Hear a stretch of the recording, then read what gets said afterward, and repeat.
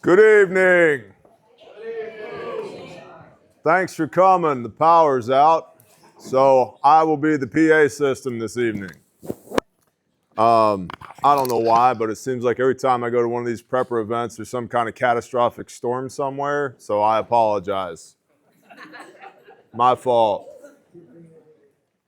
My name's Bear from the internet, and I was invited here by Jason and Shelley from Kentucky Sustainable Living to talk to y'all about Kaleb House this evening. I would assume you know what Kaleb House is. Maybe, maybe not. However, since some of us don't, I made a couple of notes on my Palm Pilot 1.0 here.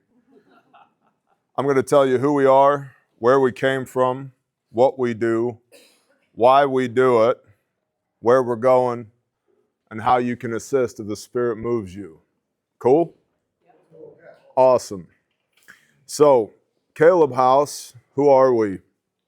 We are a 501c3 charitable organization, registered nationally.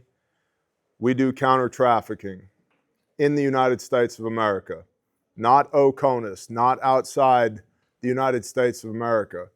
We do counter trafficking in the United States of America because basically no one else does it. What they do is fundraise here in the United States of America and then go to places like Haiti and Central America, South America, Southeast Asia, and do counter trafficking work there. And it's not that the women and children, the widows and the orphans in those places don't need help. They do. They absolutely need help. But nobody does anything about counter trafficking here, regardless of whether or not Angel Studios produced a movie that's made up about the things that you may or may not have done. Kaleb House is staffed almost entirely by volunteers, many of which are SOF veterans, Special Operations Forces. We have a lot of partner agencies and organizations that we work with, not just for the rescue of children, but also for the restoration, which is the critical need in counter trafficking. Rescue's good, but there's no place to take children after they've been rescued. Approximately 17,000 children per month are recovered. There are 420 beds sanctioned by the Department of Homeland Security in the United States for recovery. That's a BS number because only 80 of those beds are operable, which means there's no place for the 17,000 kids per month to go. They oftentimes become property of the state, which is a problem because in many cases they were trafficked from the state in the first place. The recidivism rate is 78% for a child that has been trafficked once to be trafficked again. The behaviors that were perpetuated upon these children become learned behaviors, which they then act out on others. It's a generational curse. It's a learned behavior. One offender, statistically, is responsible for 82 victims. Not 82 instances of offense, 82 victims. So it's an exponential growth in the offense. So what we do is we build restoration facilities, which the best way I could paint this picture for you are communities that are semi-off-grid, out in the woods, staffed by house parents that love the kids in their care, where we take broken people and put them back together again. The means and methods with which we do that, I can only describe to you vaguely, but we are working with the Attorney General's office in order to be able to codify what we do to make that the state of Oklahoma and national standard for restorative care, because there isn't one. Department of Homeland Security has 5,000 pages of regulation related to counter trafficking. They also have an average tenure for somebody in the position of counter trafficking in DHS of 8 months.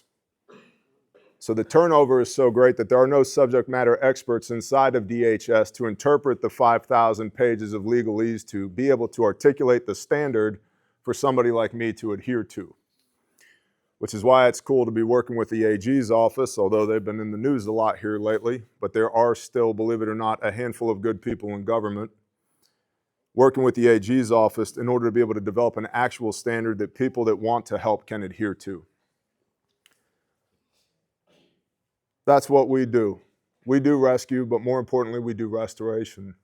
Somebody has got to put kids back together again. We came about, I've got 2 501c3s, the first of which is called Grindstone Ministries, which is a pro bono disaster relief organization that is currently on its 51st, 52nd deployment in the last 6 years down in the Kerrville, Texas area for the catastrophic flooding in Texas. Grindstone is staffed 98% by volunteers, and we're really bad at sitting still. We like to do stuff. Our love language is diesel fuel and chainsaws. And so we were in between deployments a few years ago. We found a restoration facility that needed help. They came to me and they said, Bear, in one of our buildings, the floor on one side of one room in one of our buildings is a little spongy. Can you take a look at it? Sure. We got nothing else going on. Why not? Anybody here in construction? Show of hands. Are you familiar with the term scope creep? Yep. So, I don't know, 200 square foot of flooring turned into 6 weeks full-blown deployment at this place, touching every part of the facility. From the water pipe in and the sewer out to the power in and the roofs and the HVAC and all of it. And it was a beautiful experience because the Father was all the way in it. Just as a quick example, the AC condenser unit outside one of these buildings that's older than I am would not work because it had a bad capacitor in it. And I didn't have one of those, and nobody else did. So we just threw up a quick prayer to Dad and said, hey, can we have one of these, please? We get done praying, and we're in the middle of nowhere. And this little red Nissan B2000 pickup truck is bumping down the road, stops, backs up, and pulls up straight at us. And a little crotchety old man gets out of the truck and says, what are you boys doing? We're trying to fix this AC condenser. What's wrong with it? It needs a capacitor. He goes, let me see it. I hand it to him. He walks to the back of the truck, pulls one out, hands it to me and says, there you go. Hops in the truck and drives away. And it was like that for 6 weeks straight. So second to last day there, I'm walking outside of the building that we were all sleeping in, going to the chow hall. It's early in the morning. It's a cool, clear day.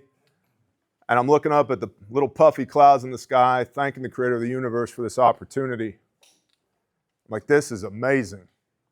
He's like, yeah. I was like, this is so important. He goes, yeah. So this is a really important thing that we're doing. I'm hyping myself up. And he's egging me on, going, yeah. I said, there needs to be more of these. And he said, yeah. And you're going to build them. Record stops. And now I'm standing in the middle of this green space arguing with the Creator of the universe because I know nothing about counter-trafficking. Nothing. And so I'm telling Dad, I'm not your guy. I don't know how to do this. His exact words to me were, you build the buildings, I'll handle the rest. Okay. Now I have an option. Only 2 options here, decision point. I can be obedient or I can be disobedient. I chose obedience, which does not make me special, does not make me a hero. There's not a single person in this room that can't make that same decision in whatever capacity you are called in. So I guess that's the first lesson of the evening. I'm not special. Don't put me up on a pedestal, because every one of you is capable of at least as much as what I have done, because I haven't done it. The Father has. So I said, yes, we'll build this. We wrap up that deployment. I'm in a board meeting shortly thereafter, and I'm trying to explain to my board of directors for Grindstone, hey, I know we said no new projects, but we're going to need a new website, some more insurance, a new 501c3 filing, a new board of directors, a new executive director. And they're like, hey, hold on. What are we doing? I said, we're getting into the counter-trafficking space. And they said, why? Everybody's in the counter-trafficking space.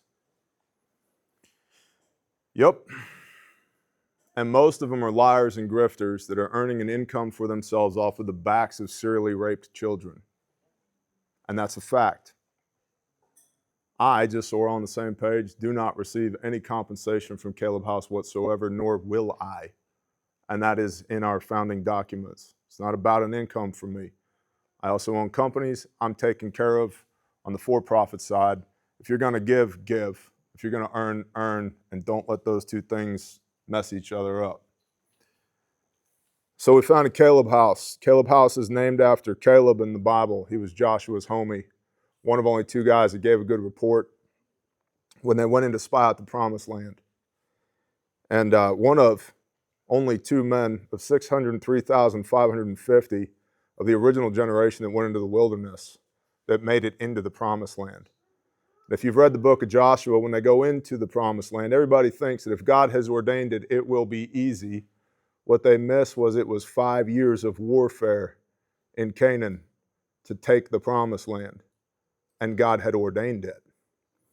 And so as the fighting is winding down, there's a mountain called Hebron. And Joshua and Caleb are having a little sidebar conversation, and Caleb says, I want that mountain.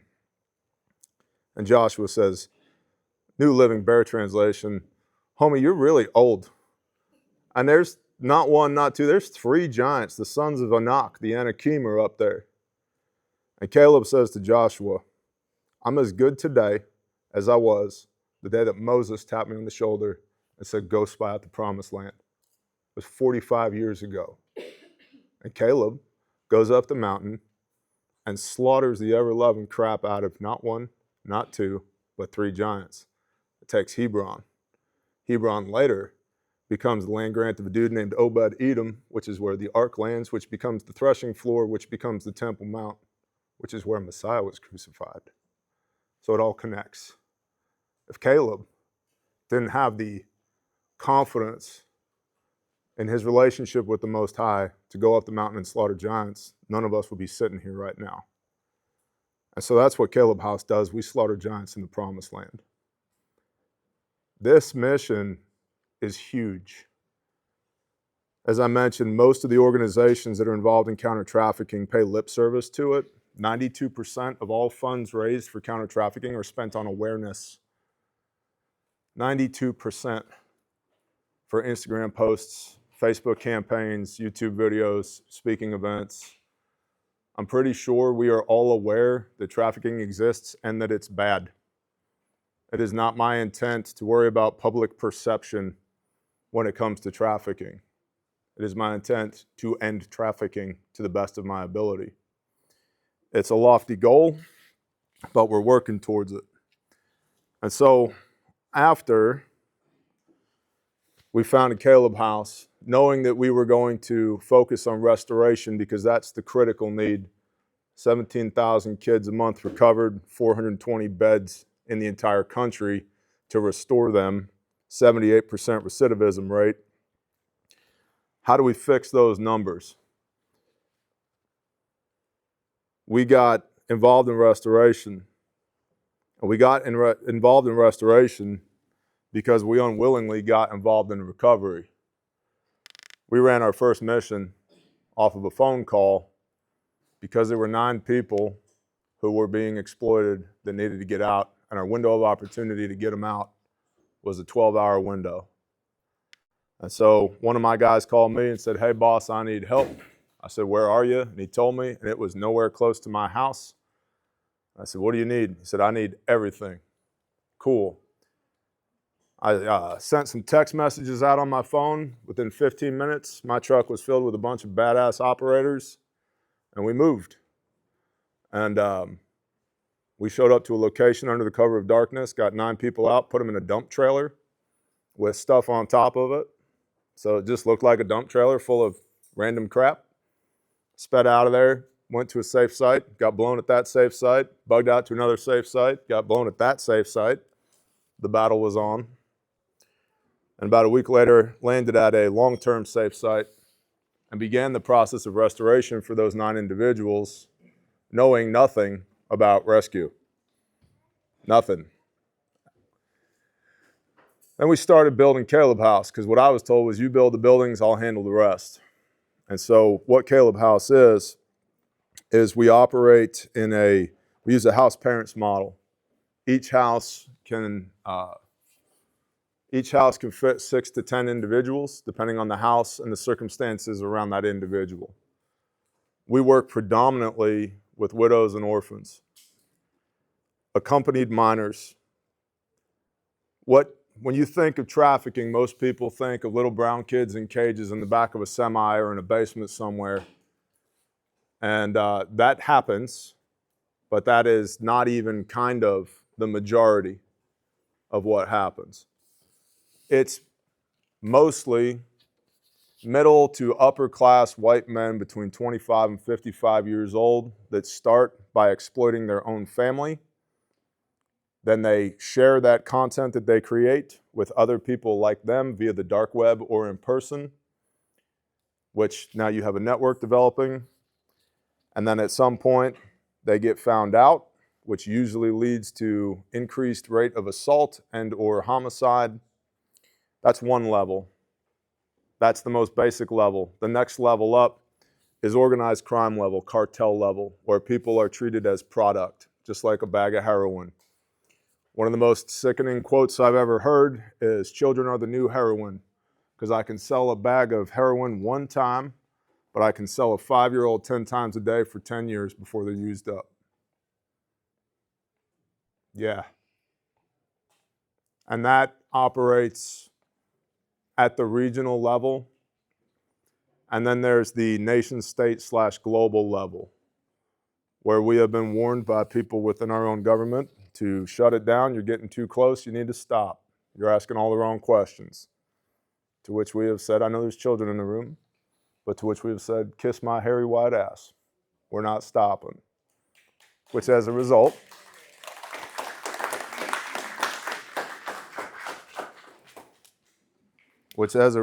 has made me wildly unpopular with quite a few different people. And I don't care, because we're all going to die sooner or later.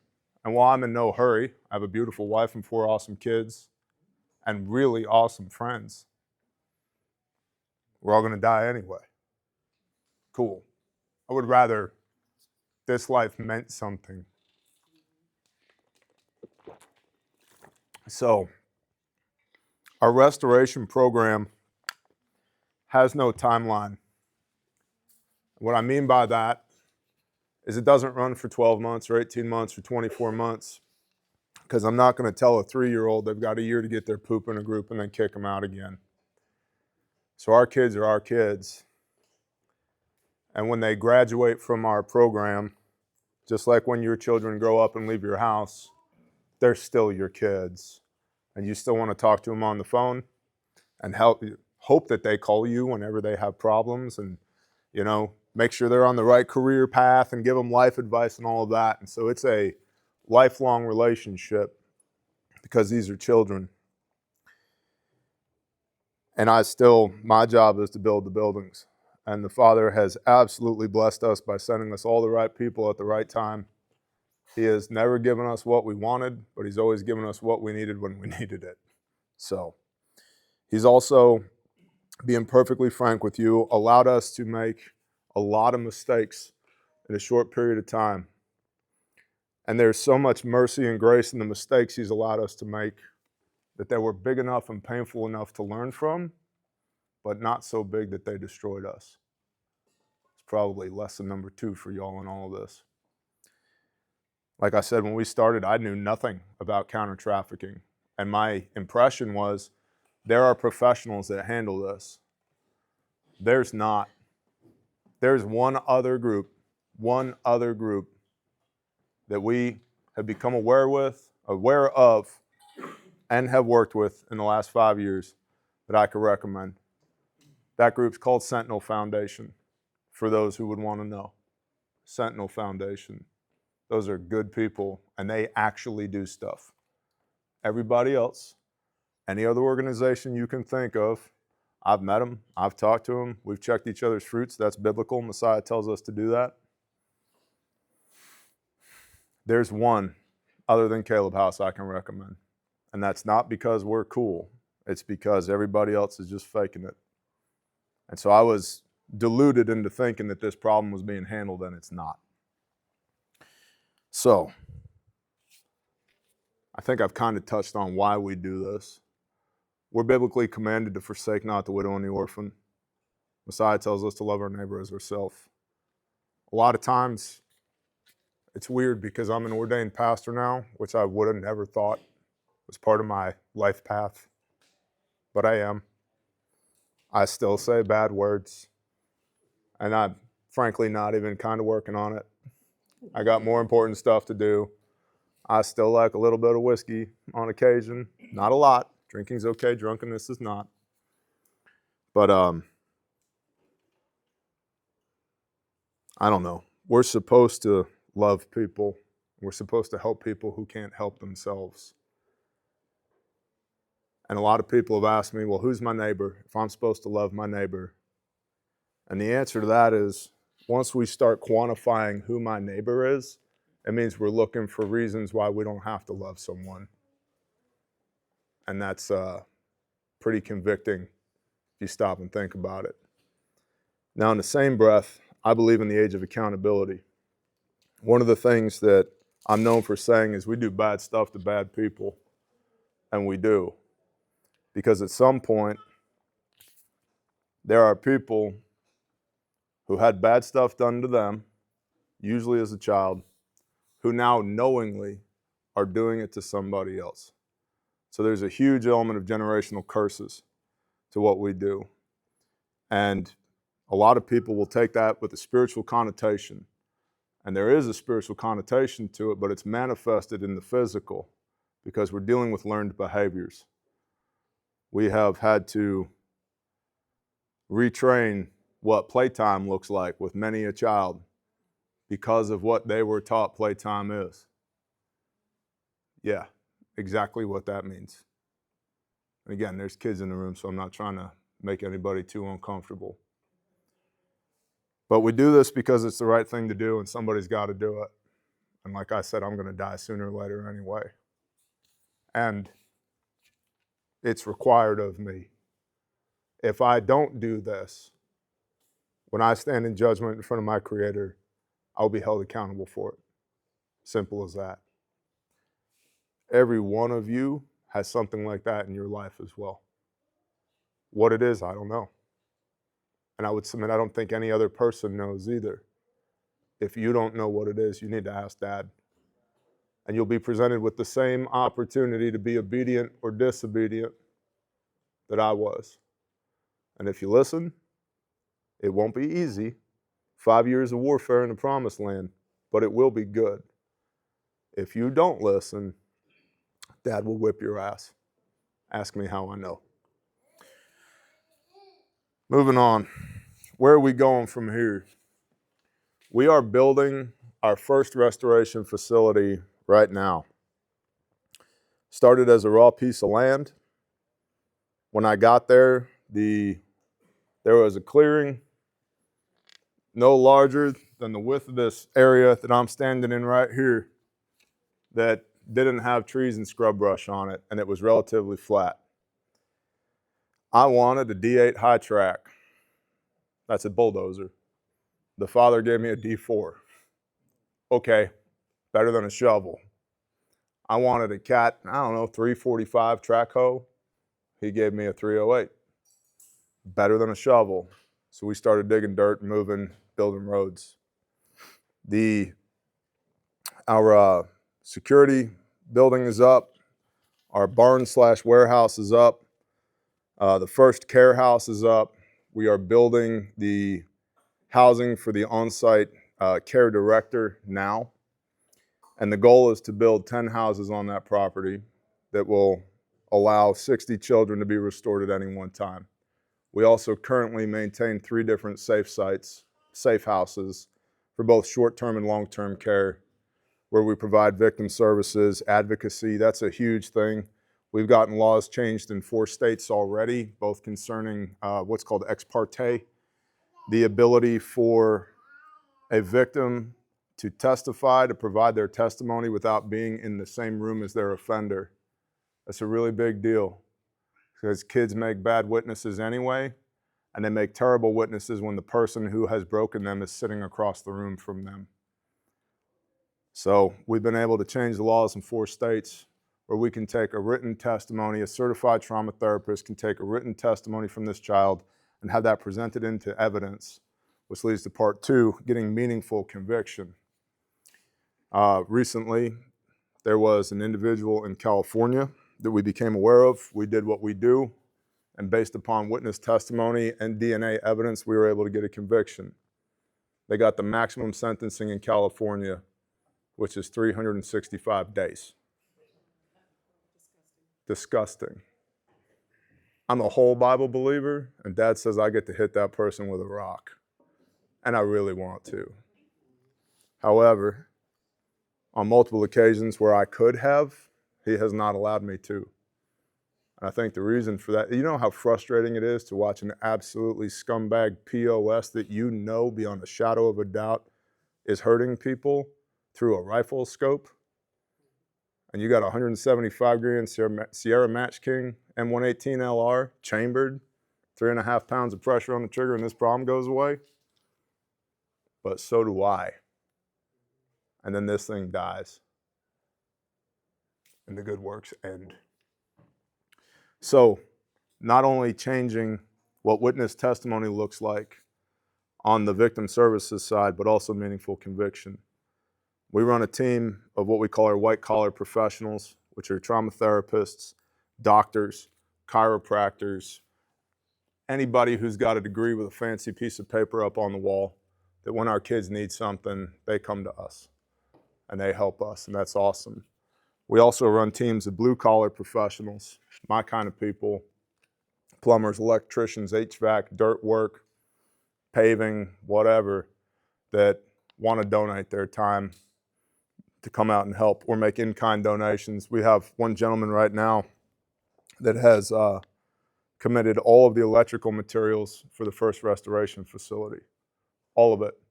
Every wire, every plug, everything from the power line in for 10 houses in all the buildings, which is awesome. We have another individual who said, you will never buy an appliance in your life. He owns an appliance store. And just, hey, we're building another house, we need a refrigerator. He's like, cool, tell me what you need. And it just shows up. I have another individual who runs a paint store. He's like, you cannot buy paint. You just tell me what paint you need. Which is, I guess, part of the Father saying, you build the houses, I'll handle the rest. So we also have field teams. I have a field team in a different state right now that hopped on a plane last night to go somewhere and go pull people out of a bad situation. And so, like I said, we operate CONUS, Continental United States, because practically no one else does. And the reason they don't, and I've asked many, many people this, including names that you're familiar with, why? The answer is always the same. Well, it's just really hard to operate in the United States. It's so much easier to operate in Asia. We can do whatever we want in Asia. So because it's hard, we're not going to do it here.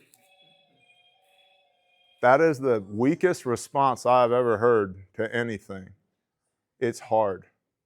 So basically what you're saying is, I don't want to. So we're building Facility 1 now. The long-term vision. When we get done with the first facility, we're going to do a big, what's called an AAR, after action report, with all the constituents, everybody who is involved.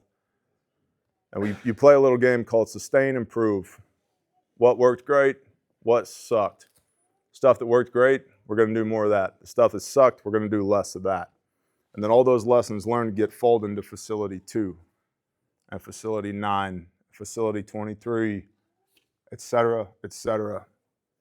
And we're going to keep doing this until we don't have to do it anymore and or I'm dead.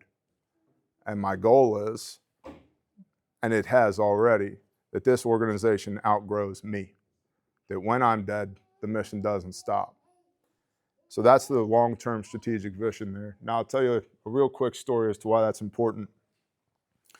That first extract we did, we're finally in a location where we can breathe. If you were in class with me yesterday, we talked about hot zones, warm zones, and cool zones. And we'd gone from a hot zone to a warm zone. But I'm still standing there in a plate carrier holding a rifle. I'm on security and I'm watching this tree line and this road that's out here. I got 3 of the kids that we pulled out, 12, 13, 14, sitting on a stone fence behind me, and they're just intently watching me. You know that feeling when eyeballs are on you? Well, I've got 3 pairs of eyeballs burning a hole in my back. I could feel it through level 4 plates. So I turn around and I look at them and I said, "What's up? How can I help you?" And 2 of them wouldn't speak, couldn't speak, but the one young lady, strong kid, she says, "We want to know what we need to be when we grow up to do what you do." I said, "What do you mean?" She said, "Do we have to become cops? Do we go into the military? Should I become a firefighter? Like, what's the career path to end up at what you just did for us? How do we do that?" I'm like, "Sweetheart, whatever you want to do, you want to learn to fly fighter jets? I know a guy. You want to be a fireman, firewoman? I know somebody. You want to join special forces? I know somebody. You want to be a school teacher? We have connections. What do you want to do?" Like, "We don't know. We want to do whatever we have to do to be able to do this." And I said, "Why?" And there was a young man sitting there who hadn't said a word yet. We're going on a week. This kid hadn't said a word. And he said, "Because I've still got friends back there and we need to go back and get them." And it broke my heart. But I realized there's not a better human being on planet Earth than those kids to be able to deal with this, because they're the actual subject matter experts. They actually know what's happening. They actually understand the patterns of behavior. They understand the manipulation and the exploitation and the trauma and the multiple personality disorder and the DID. They understand all of that because they've lived it. And it really helped us codify what our mission is. I want to take that thing that could be a stumbling block for each individual person and turn it into a story of overcoming for them so that I can weaponize them for good. Because each one of those kids that we can put back together again statistically is 82 more kids that I don't have to put back together again. And they're going to be even better at it than I am. So that's what we do, who we are, and how we do it. How can you assist? I am terrible at shilling, regardless of what the haters on the internet say. I'm not going to tell you to donate. I'm not going to tell you to do anything unless the Spirit moves you to do it. Because I don't want to come into agreement with anyone that I'm not supposed to be in agreement with. Because the only reason we've made it as far as we have has been because of the Father. It's as simple as that. We have a website. It's Kaleb with a K, kalebhouse.org. You can go there. You can learn more about us. You can read our 990s, which are the tax filings that a nonprofit has to put out every year, so you can see how we spend our money, that we're not full of crap and we don't have a bunch of expenses that we shouldn't have. We have a line item in our budget called hood rat shit. Let me explain what that means.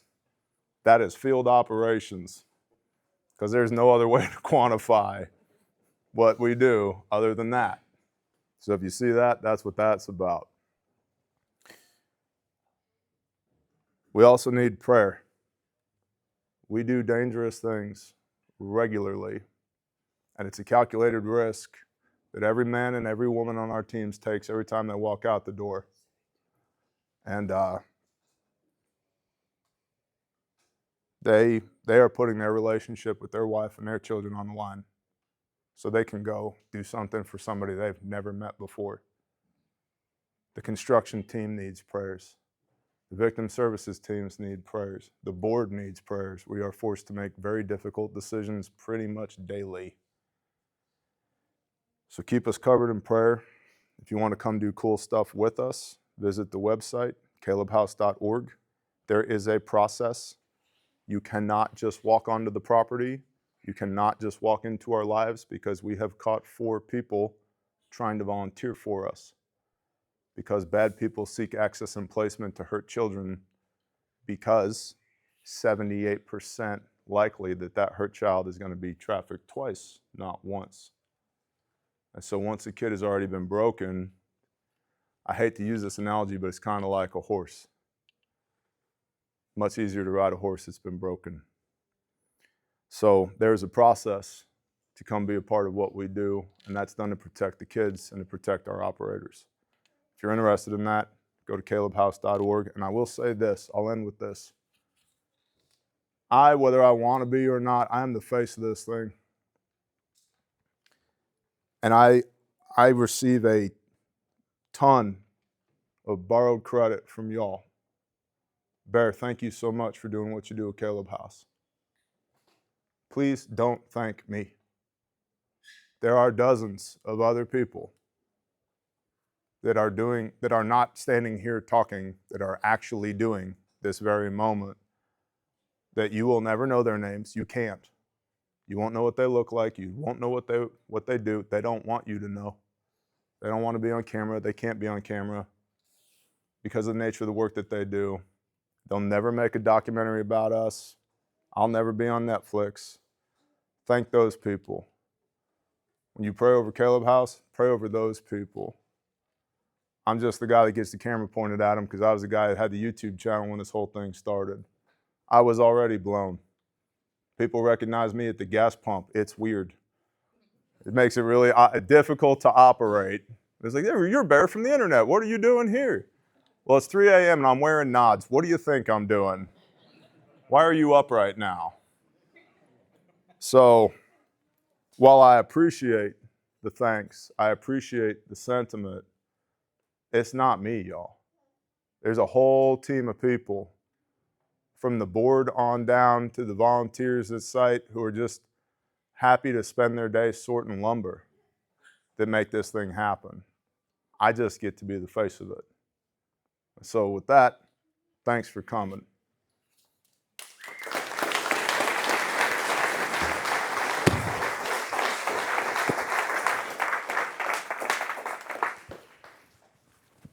You want to pray first, TJ? Do I want to pray? What are we praying about? Praying that everything's going to go smooth. I mean, well, what a oh my gosh. We've already had a hurdle. We've not got little power. So, you know, one of my favorite quotes is from Mother Teresa. We, the willing, have done so much with so little for so long that we can now do anything with nothing. Love that. Willing. The willing part is what matters. That's the whole parable of the 5 loaves and the 2 fish. When Messiah feeds the 5,000 and then the 4,000, and even then his apostles are like, what is happening right now? Are you the guy? It's like, how many times do I have to do this before you realize I'm the guy? The whole point of that parable, I love what Messiah does. He tells everybody, sit down, crisscross applesauce, put your butts on the dirt, okay? And then he gives thanks to the Most High. Father, thank you for this, which is clearly not enough to do what we need to do. Thank you for this. And then he starts to serve. And the whole moral of that parable is if you just start, give thanks for what you've got and start, you'll have more left over at the end of it than what you started with.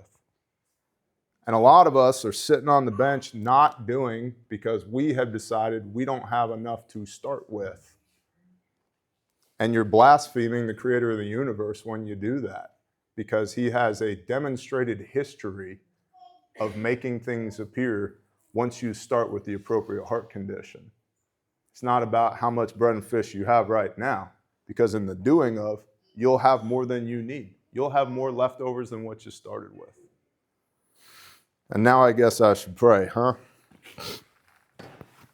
Father Yahweh, Father, thank you. Thank you for the opportunity to come here today and to speak. Father, thank you for every single person within the sound of my voice. Father, I pray that you would pour your Spirit out here, your Holy Spirit, your Ruach HaKodesh for conviction, that the people within the sound of my voice, Father, would be led in the direction that you need them to go, that we wouldn't count the loaves and the fishes, that we would just start, that you would guide our hands and our hearts and our minds as we endeavor to do work on your behalf. You would reveal our purpose to us, the reason we were fearfully and wonderfully made in your image. Father, that you'd prosper us and bless us and grow us and teach us to walk better and closer to the example that you've given us in Messiah. Father, I pray that your will would be done here tonight, whatever that might be. I thank you for the storm, that the power is out because it's your will, and I don't understand why, but it is, and we're good with it. I thank you that Dudley had lamps in his bag because he's Dudley. And I thank you that we're at a prepper convention and there's no shortage of flashlights. Father, you're awesome. You are sovereign over all things. And in all humility, we love you and we praise you in Yeshua's name. Amen.